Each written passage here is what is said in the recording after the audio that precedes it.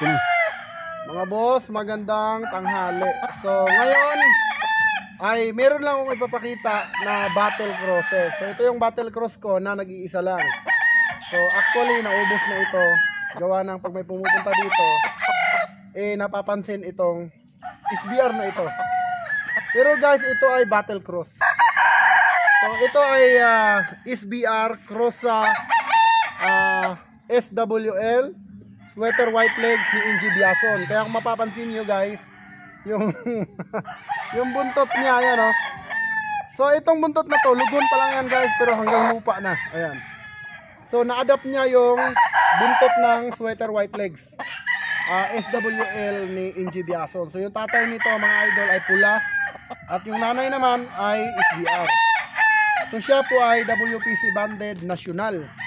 Ayan po, tignan nyo mga idol, yung buntot, pakita mo yung buntot. Ayan, sobrang haba, at yan po ay sariwa pa. So possible pa na hahaba pa yan. So, tignan nyo mga idol.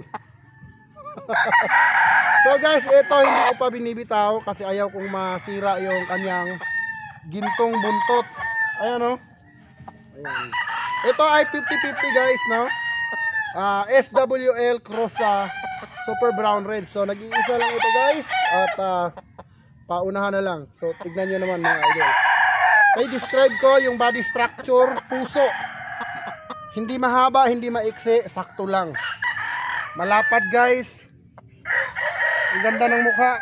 Yung palong tayo-tayo, ayan. So tignan nyo naman mga idol.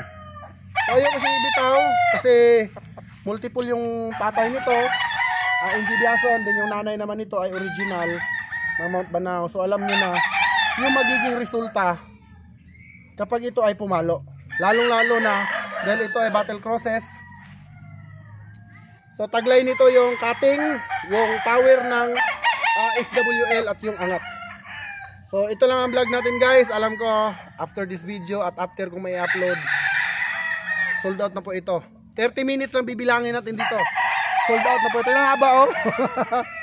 Okay, so kayo na po magbitaw. Baka mamaya madisgrasya yung buntot. Ayoko kasi ang ganda niya tignan. So yun lang guys.